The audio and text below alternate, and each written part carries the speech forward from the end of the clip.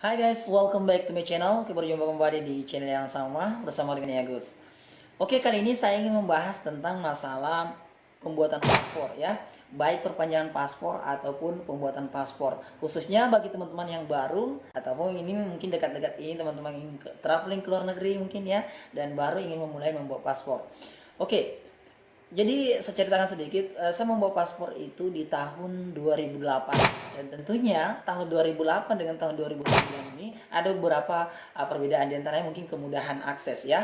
Dan saat ini adanya aplikasi ini, antrian paspor ya sangat memudahkan sekali karena kita bisa hanya di rumah saja mendaftar secara online seperti itu ya. Walaupun demikian ada aplikasi ini bukan berarti sepenuhnya kita hanya untuk mendaftar di aplikasi tersebut, tapi hanya sebagainya saja ya, hanya untuk mendapatkan kota antrian saja. Di sisi lain teman-teman harus datang ke imigrasi untuk wawancara karena untuk verifikasi dokumen dan lain-lain seperti itu teman-teman. Oke, jadi apa saja sih yang perlu diperhatikan untuk membuat paspor ini teman-teman? Tapi sebelum ini kita bahas dulu ya.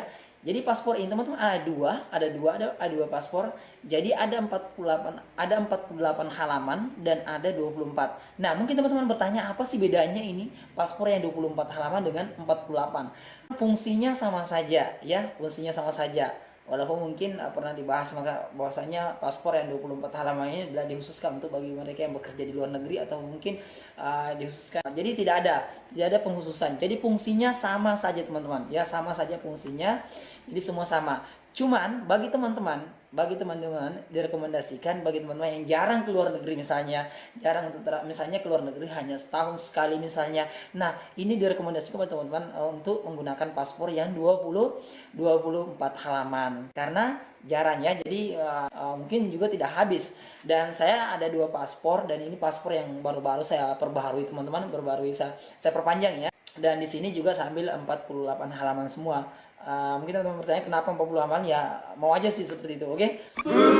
Dan untuk masalah paspor ini teman-teman saya belum ngurus karena tempat mengurusnya itu sangat terbatas. Dan kalau tidak salah untuk saat ini di Indonesia masih ada 3 tempat, yaitu di Surabaya, Jakarta, dan Batam. Jadi untuk saat ini di posisi itu masih saya sulit untuk mengurus ke sana. Untuk masalah perbedaannya, apa sih perbedaannya masalah e-paspor dengan yang biasa? Sebenarnya fungsinya sama teman-teman, secara fisik sama. Bedanya di depan ya, kalau misalnya kan paspor biasa itu tidak ada chipnya ya. Tidak ada chipnya seperti kalau misalnya kartu ATM itu ada chipnya, sama dengan e-paspor ini. Jadi dia punya di depannya ada semacam chip yang di depannya kelihatan seperti itu. Cuman kalau misalnya ektp ini lebih datanya itu lebih akurat ya, mungkin dari segi scan wajah atau mungkin sidik jari, masalah akurat datanya saja seperti itu teman-teman.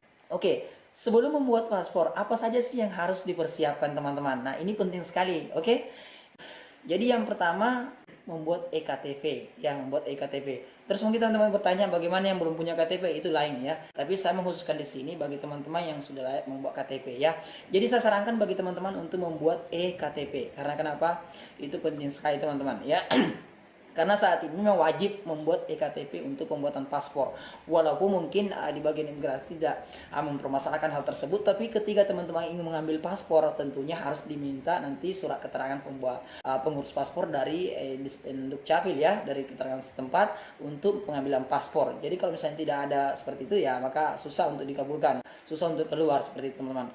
Kemudian yang kedua adalah masalah MPBP. Mungkin teman di pembahasan beberapa artikel masih jarang dibahas ini, tapi ini penting sekali teman-teman. Jika teman-teman sudah layak mendapat MPBP, sebaiknya diurus teman-teman, khusus MPBP pribadi ya. Karena kenapa? Jika misalnya teman-teman berminat untuk melanjutkan studi di luar negeri atau mungkin ingin tinggal beberapa bulan di luar negeri, nah tentunya MPBP ini sangat penting sekali teman-teman. Kalau tidak akan dikenakan tarif yang sangat mahal. Dan juga di sisi lain teman-teman ketika ingin membeli barang di luar negeri secara online dan punya MPBP itu sangat memudahkan teman-teman, dan bahkan bisa mendapat potongan seperti itu ya, pajak misalnya ya.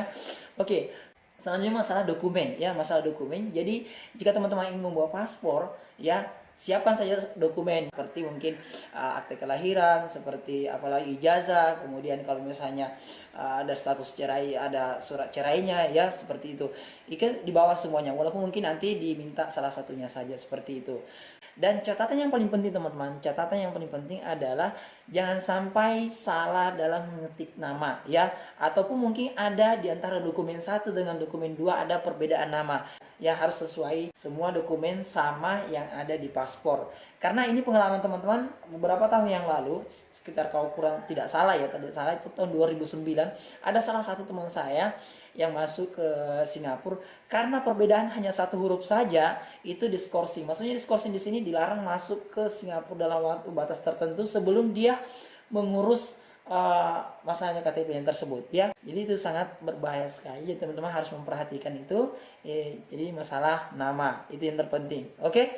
Dan mungkin masalah-masalah yang lain, masalah-masalah yang lain mungkin di lain waktu saya akan sambung lagi. Oke, thank you teman-teman. Jangan lupa di like dan subscribe untuk channel ini. Dah, wassalamualaikum warahmatullahi wabarakatuh.